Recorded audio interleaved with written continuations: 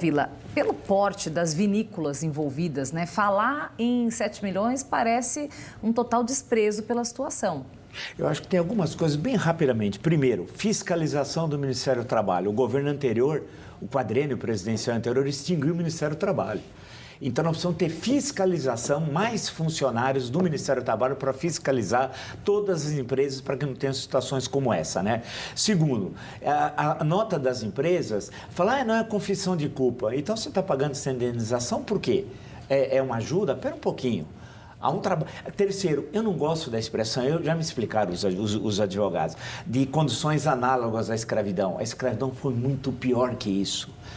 A catástrofe, os navios tumbeiros que vieram da África, os milhões que chegaram ao Brasil, a média de vida baixíssima do escravo no Brasil, as condições de trabalho, os castigos corporais que foram abolidos quase que às vésperas da abolição em 13 de maio de 88. Então eu entendo que falo análogo, mas a escravidão vocês nem imaginam o que foi.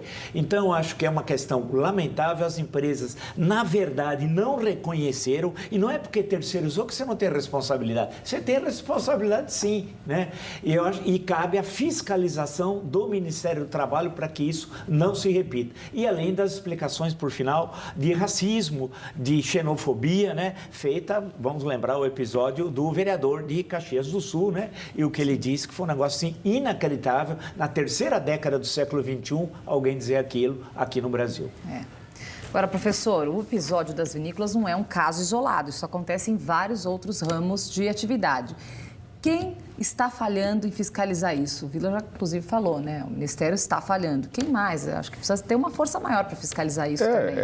Você tem uma rede, né, de encadeamento para dentro dessa questão. Porque nós estamos dizendo, olha, o Ministério Público do Trabalho chegou. Mas chegou tarde, depois que o fato estava consumado. Mas a polícia estava ali do lado, também não chegou, né? O judiciário estava ali do lado, não chegou. E mais ainda, o compliance da empresa não chegou, a auditoria da empresa não chegou, o jurídico da empresa não chegou e o conselho dessas empresas, o conselho de administração, também não chegou, né? Todos ficaram na situação confortável de se apresentarem como cumpridores das obrigações e como respeitadores dos direitos da cidadania humana, mas a prática lá, né, na ponta, era uma prática que contrariava todos esses valores, esses fundamentos. E essas empresas, todas elas, têm ação na Bolsa.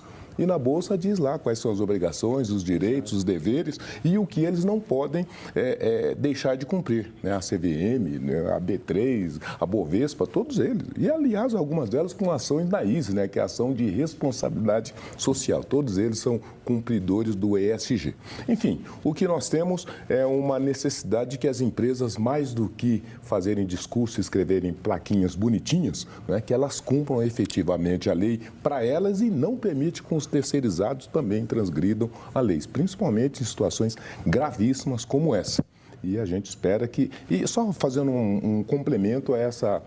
o valor, né? O valor não tira a culpa e não tira a possibilidade de depois, lá na responsabilidade penal perante a justiça, ser remodelado, né? Então, nesse primeiro momento, 7 milhões é uma gota, né, no oceano, mas já é, inclusive, um indicativo de culpa. E depois, no desenvolvimento do processo, chegará ao valor final. Mas, enfim, as empresas precisam ser parceiras e aliadas para combater